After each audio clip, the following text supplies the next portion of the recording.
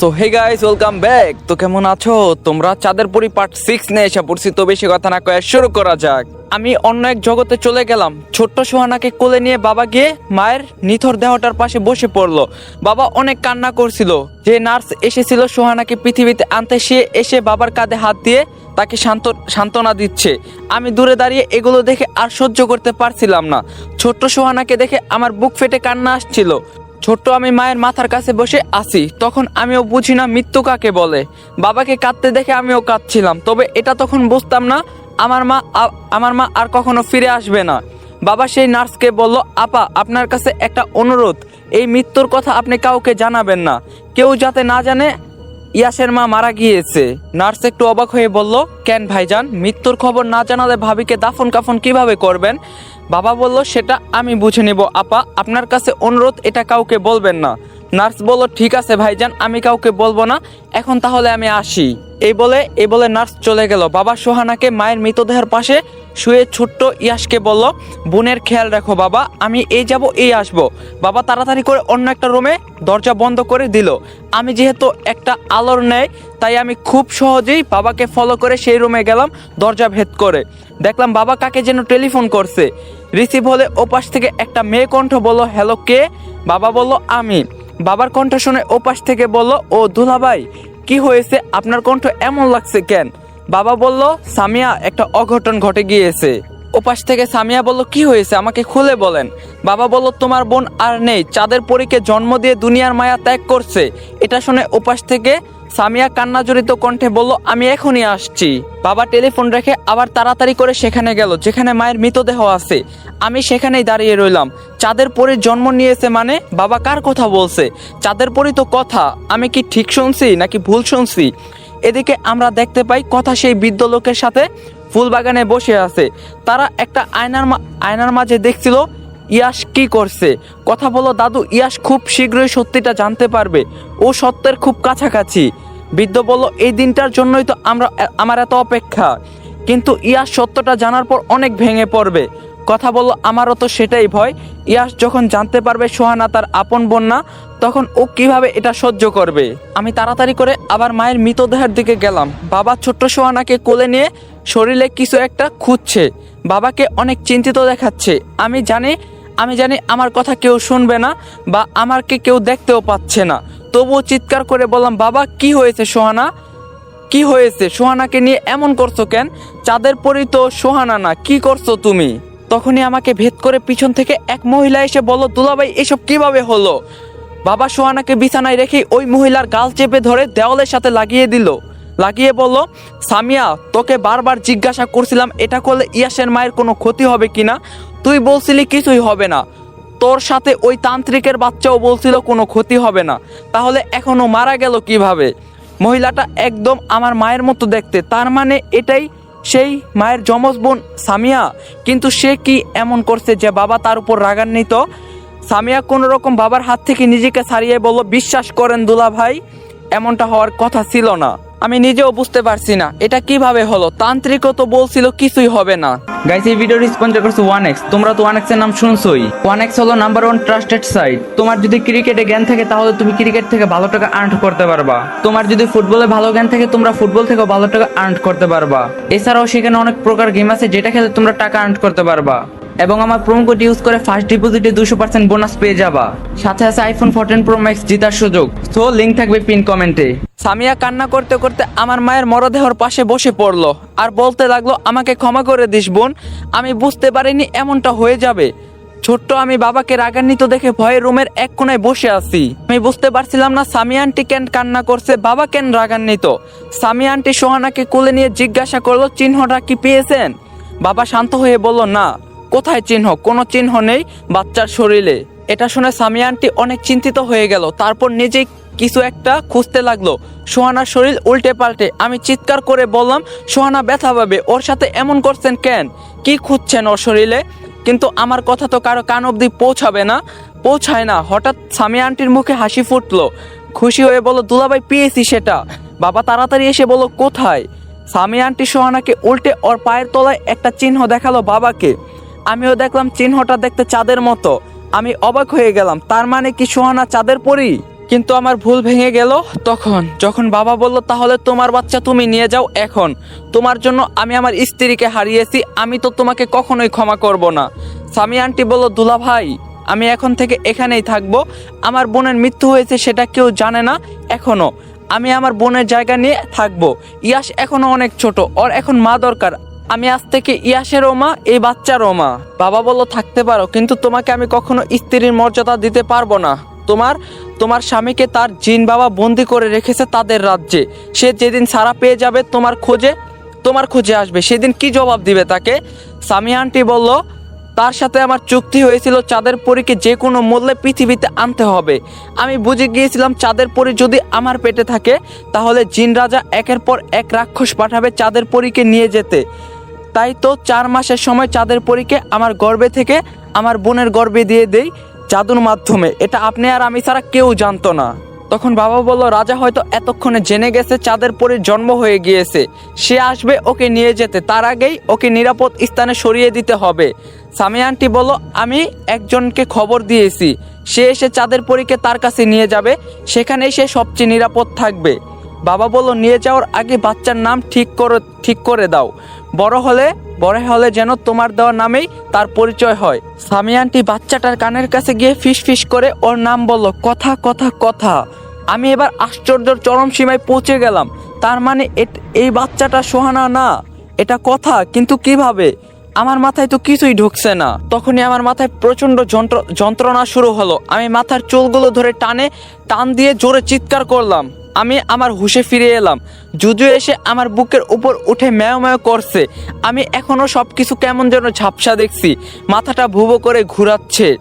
একটু পর স্বাভাবিক হয়ে আমি কোনো হিসাব মিলাতে পারছিলাম না, কথার জন্ম আমার মায়ের পেট থেকে কিভাবে হলো? সামিয়া আন্টি জাদুর কথা বলছিল কেন, সে এটা করছিল। তাড়াতাড়ি আমি কফিনের দিকে এগিয়ে গিয়ে কথাকে উঠানোর চেষ্টা করলাম। কথা উঠো, কথা। আমি দেখতে পাই কথা এখনো সেই বৃদ্ধ লোকের সাথেই বসে আছে। বৃদ্ধ বলল, তাহলে যাও দাদু ভাই। ইয়াসের মনে এখন অনেক প্রশ্ন, তোমাকে ওর সব প্রশ্নের উত্তর দিতে হবে। কথা বলো, কিন্তু ইয়াস সত্যটা জানার পর কি করবে দাদু? আমাকে কি ভুল বুঝবে? বৃদ্ধ বলল, না তেমন কিছুই হবে না, তুমি নিশ্চিন্ত মনে ফিরে যাও। আমি দূর থেকে তোমার উপর খেয়াল রাখবো, যেমনটা সেই ছোটবেলা তোমাকে নিয়ে আসার পর রেখেছি। হঠাৎ কথা জেগে উঠলো কফিনের ভিতরে। আমি একটু চমকে গিয়ে পিছন সরতে গিয়ে পড়ে গেলাম। কথা কফিন থেকে নেমে হাসতে হাসতে বলল, ভয় পেয়েছো? আমি বললাম, তুমি আমাকে এতদিন বলনি কেন এসব কথা? কথা জুজুকে কোলে নিয়ে আদর করতে করতে বলল, কোন সব কথা? আমি বললাম, দেখো কথা নাটক করবে না, আমি জানি তুমি অনেক কিছু লুকিয়েছো আমার কাছ থেকে। সামিয়া আন্টি তোমাকে আমার মায়ের গর্ভে লুকিয়ে রেখেছিল রাক্ষসদের ভয়ে। সেই বাচ্চাকে আমি সোহানা ভেবেছিলাম, সেটা তুমি ছিলে। কথা হাই তুলে বলল, তাই নাকি? আমি তো জানতাম না এত কিছু। আমি এবার রেগে কথাকে ধাক্কা দিয়ে ফেলে দিলাম ফ্লোরে। তারপর কথার পায়ের তলায় চেক করে দেখলাম সেই চাঁদের চিহ্নটা কথার পায়ে। আমি জিজ্ঞাসা করলাম, এটা কি? কথা এবার উঠে একটা জায়গায় গিয়ে বসে বলল, রাজা যখন একের পর এক রাক্ষস পাঠাচ্ছিল আমাকে মায়ের পেট থেকে নিয়ে যাওয়ার জন্য, তখন মা অনেক ভয় পেয়ে গিয়েছিল। আমার বাবা যে একজন জিন রাজকুমার ছিল, সেটা তোমার বাবাকে ছাড়া আর কাউকে বলেনি মা। তোমার বাবাকে অনেক বিশ্বাস করতো আমার মা, তাই এসব কিছু মা তোমার বাবার সাথে শেয়ার করে। তখন তোমার বাবাই মাকে বুদ্ধি দেয় বাচ্চা অন্য কারো গর্ভে লুকিয়ে রাখতে। মা প্রথমে রাজি না হলেও পরে আমার কথা চিন্তা করে রাজি হয়ে যায়। তোমার বাবা আমার মাকে নিয়ে একজন তান্ত্রিকের কাছে যায়, তাকে সব সমস্যা খুলে বলে এবং এর সমাধান চায়। তখন তান্ত্রিক ধ্যান জ্ঞান করে বলল, বাচ্চা এমন কারো গর্ভে রাখতে হবে যার সাথে তোমার রক্তের সম্পর্ক আছে। আমার মায়ের রক্তের সম্পর্ক তো শুধু তার বোনই আছে, কিন্তু এবার তোমার বাবা এতে রাজি হলো না। তোমার বাবা কিছুতেই তোমার মায়ের গর্ভে আমাকে রাখতে চাইলো না, সে ভয় পাচ্ছিল এতে তোমার মায়ের ক্ষতি হতে পারে। কিন্তু তান্ত্রিক এবং আমার মা তোমার বাবাকে আশ্বাস দিল কোনো ক্ষতি হবে না, বাচ্চা জন্মের পর সে সম্পূর্ণ সুস্থ হয়ে থাকবে, এর কোনো প্রভাব তার উপর পড়বে না। অনেক বোঝানোর পর তোমার বাবা রাজি হয়ে যায়। তান্ত্রিকের কথা মতো তোমার বাবা গিয়ে গোপনে তোমার মায়ের ব্যবহার করা একটা জামা আর কিছু চুল নিয়ে আসে। তান্ত্রিক জাদুক্রম করে অবশেষে আমার মায়ের গর্ভ থেকে আমাকে তোমার মায়ের গর্ভে চালান করে দেয়। তোমার মা এ ব্যাপারে কিছুই জানতো না। সকালে ঘুম থেকে উঠে দেখে তার পেট অনেক বড় হয়ে গিয়েছে। সে প্রচুর ভয় পেয়ে যায়। তোমার বাবাকে তাড়াতাড়ি এটা দেখালে তোমার বাবা বলল, আমরা তো আবার মা বাবা হতে যাচ্ছি। তোমার মা বলল, কিন্তু এক রাতের মাঝে আমার পেট কিভাবে এত বড় হয়ে গেল বুঝতে পারছি না।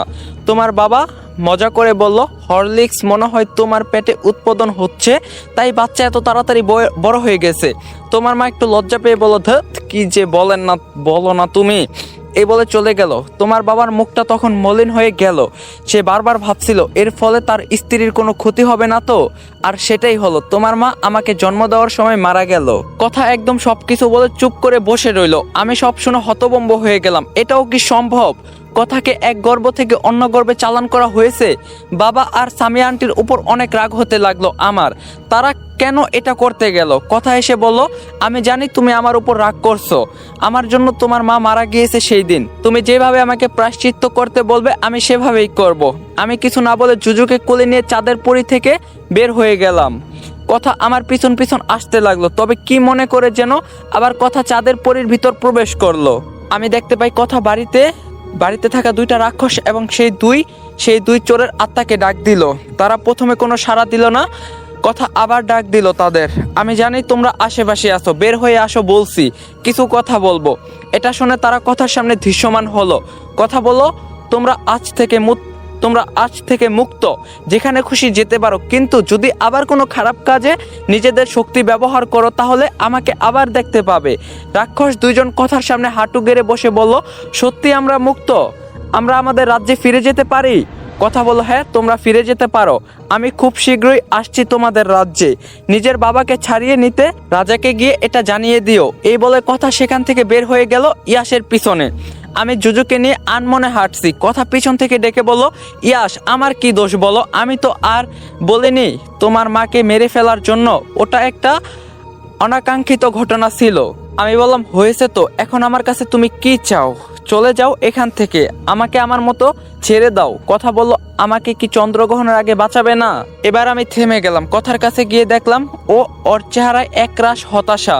কথা আমার বুকের ডান পাশে হাত দিয়ে বলল, তোমার এই হৃদয় সম্পাদন হতে চাই, তুমি কি আমাকে ফিরিয়ে দিবে? আমি কি বলবো বুঝতে পারছি না। আমি কথার গালে হাত দিয়ে বললাম, কি করতে হবে আমাকে? কথা হাসি দিয়ে বলল, আমাকে বিয়ে। আমি অবাক হয়ে কিছু বলতে যাব তার আগে আমার মাথায় অন্য একটা চিন্তা ভর করে বসলো। সেদিন কথার জন্মের সময় যদি মা মারা যায় তাহলে সোহানা কিভাবে আসলো? কথা আমার চেহারার ভঙ্গি দেখেই বুঝে ফেললো আমি কি চিন্তা করছি। কথা আমার হাত ধরে বলল, সোহানা তোমার আপন বোন ছিল না ইয়াস। আমি যেন আকাশ থেকে পড়লাম। কথা এটা কি বললো? সোহানা আমার আপন বোন না মানে? আমি বললাম, কথা তোমার মাথা ঠিক আছে? কি বলছো সেটা তুমি জানো? কথা বলল, আমি জানি কি বলছি, আর এটা সবচেয়ে বড় সত্য, সোহানা তোমার আপন বোন না। এই বলে সোহানা আমার মাথায় চাপ দিয়ে ধরলো। কিছু বুঝে ওঠার আগে আমার শরীর বিদ্যুতের শক্তের মতো ঝাটকা মারলো। আমি চলে গেলাম অন্য এক জগতে। মা ছোট্ট আমাকে কিছু একটা লেখা শেখাচ্ছে হাত ধরে। আমি কান্না করছিলাম, বাবা কখন আসবে? মা বলছিল এসে যাবে, তুমি এটা লেখো। তোমার বাবা এসে দেখলে অনেক খুশি হবে। আমি দূর থেকে একটু কাছে গিয়ে দেখলাম ছোট্ট আমাকে মা বাবা শব্দটা লিখতে শিখাচ্ছে। আমি মায়ের হাত ঘুরিয়ে সেটা লিখে ফেললাম। কিছুক্ষণ পর বাবা আসলো বাইরে থেকে। ছোট্ট আমি বাবা লেখা কাগজটা নিয়ে বাবার দিকে দৌড়ে গেলাম। বাবা কাগজটা দেখে অনেক খুশি হয়ে ছোট্ট আমিকে কোলে নিয়ে চুমু খেলো। তারপর একটা চকলেট হাতে দিয়ে বলল, বাইরে গিয়ে বাচ্চাদের সাথে খেলা করো, যাও। ছোট্ট আমি খুশি মনে দৌড়ে চলে গেলাম বাইরে। তখন মা এগিয়ে এলো বাবার দিকে, এসে বলল, কি ব্যাপার দুলাভাই, আপনাকে এত চিন্তিত দেখাচ্ছে কেন? আমি এটা শুনে অবাক হয়ে গেলাম। তার মানে এটা আমার মা না, এটা সামিয়া আন্টি? এরকম দেখতে হওয়াতে আমি বুঝতে পারিনি। বাবা বলল, সামিয়া, তোমার বোনের আত্মা যেভাবে আমাদের টর্চার শুরু করছে তাতে মনে হয় না আমরা বেশি দিন বাঁচবো। গতকাল রাতে সে আমাকে ওয়াশরুমে আয়নার মাঝে টেনে নিয়ে যেতে চাচ্ছিল। অনেক কষ্টে আমি নিজেকে ছাড়িয়েছি। সামিয়া আন্টি ভয় চেহারায় বলল, দুলাভাই আমাকে অনেকভাবে ভয় দেখাচ্ছে। সকালে নাস্তার টেবিলে আমি খাবার দেখি না, সব দেখি ময়লা আবর্জনা। রান্নার সময় গরম হাঁড়ি পাতিল চুলা থেকে আমার দিকে ছুঁড়ে মারে অদৃশ্য কেউ। আমি বুঝতে পারি এটা আমার বোনের আত্মা। আমরা তো ওর সাথে অন্যায় করছি, তাই ও আমাদের ছাড়বে না। বাবা বলল, কথা ভালো আছে তো? ওর খোঁজ নিয়েছো? সামিয়া আন্টি বলল, হ্যাঁ কথা ঠিক আছে, আমার স্বামীর খুব কাছের একজন বুজুর্গ জিন, সে তার কাছেই কথা সবচেয়ে নিরাপদ, সে কথাকে রক্ষা করবে যে কোনো মূল্যে। বাবা বলল, তাহলে কথাকে নিয়ে আমরা নিশ্চিন্ত। এখন তোমার বোনের আত্মা থেকে কিভাবে মুক্তি পেতে পারি? আমরা তো এটা ইচ্ছা করে করিনি, এটা একটা দুর্ঘটনা ছিল। তখনই ঘরের আসবাবপত্রগুলো প্রচণ্ড রকমে কাঁপতে লাগলো।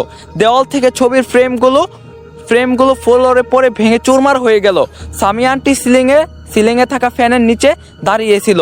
ওপর থেকে ফ্যানটা ধাপাস করে ছিঁড়ে সামিয়া আন্টির মাথায় পড়তে নিলে বাবা দৌড়ে গিয়ে আন্টিকে নিয়ে দূরে সরে গেল। তারপর চিৎকার করে বলল, বন্ধ করে এসব, আমরা তোমার মৃত্যুর জন্য দায়ী না, ওটা একটা অনাকাঙ্ক্ষিত ঘটনা ছিল। আমরা নিজেরাও অনেক কষ্ট পেয়েছি তোমার মৃত্যুতে। এতে করে অদৃশ্য কেউ একজন গড়গড় করে শব্দ করে বলল, আমি কাউকে ছাড়বো না, যারা আমার সন্তান থেকে আমাকে আলাদা করছে তাদেরকে আমি মেরে ফেলবো। বাবার সামিয়া আন্টি ভয়ে কোনো রকম দৌড়ে বাসা থেকে বের হয়ে গেল। আমি এখনো সেখানে দাঁড়িয়ে এসব দেখছিলাম। আমার মা মৃত্যুর পর তার প্রতিশোধ নিতে ফিরে এসেছে। যদিও আমার কথা কেউ শুনবে না, তবুও কান্নাজড়িত কণ্ঠে ডাক দিলাম, মা মা ভীত কণ্ঠে ডাক দিলাম, মা।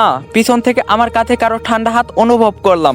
আমি চমকে গিয়ে পিছনে তাকিয়ে দেখলাম, মা একটা সাদা আলোর মতো অবয়ব সেখানে দাঁড়িয়ে আছে। আমি মাকে দেখে আবেগে আপ্লুপ্ত হয়ে জিজ্ঞাসা করলাম, মা তুমি আমাকে দেখতে পাচ্ছ? মা আমার গালে হাত দিয়ে হাসি মুখে বলল, হ্যাঁ দেখতে পাচ্ছি। আমার সেই ছোট্ট ইয়াস এখন কত বড় হয়ে গেছে। আমি কাঁদতে কাঁদতে মাকে জড়িয়ে ধরে বললাম, আমাকে ক্ষমা করে দাও মা, আমি সারা জীবন তোমাকে ভুল বুঝে এসেছি, কখনো সত্যিটা জানার চেষ্টা করিনি। আমি তোমাকে সারা জীবন ঘৃণা করে স্মরণ করছি, আমি বুঝতে পারিনি, জানতেও পারিনি। মা আমাকে শান্ত করে বলল, আমি জানি তুমি কিভাবে জীবনের এই পর্যন্ত পার করে এসেছো, আমাকে ক্ষমা করে দিও বাবা, আমি তোমার সাথে থাকতে পারিনি। ওরা আমাকে সব কিছু থেকে বঞ্চিত করছে, তাই আমি ওদের মারার জন্যই ফিরে এসেছি। গাইস, আজকে সমাপ্ত করতে পারলাম না, কিন্তু কালকে পার্ট 7-এ 100% সমাপ্ত করে দিব। তো যদি ভিডিওটা ভালো লাগে অবশ্যই লাইক দিবেন, আর চ্যানেলের নতুন না থাকলে অবশ্যই চ্যানেলটা সাবস্ক্রাইব করবেন। ভিডিওটা কেমন লাগছে কমেন্টে জানাবেন, চ্যানেলটা কিন্তু সাবস্ক্রাইব করবেন। তো দেখা হইব কালকে সমাপ্ত পার্টে। আল্লাহ হাফেজ।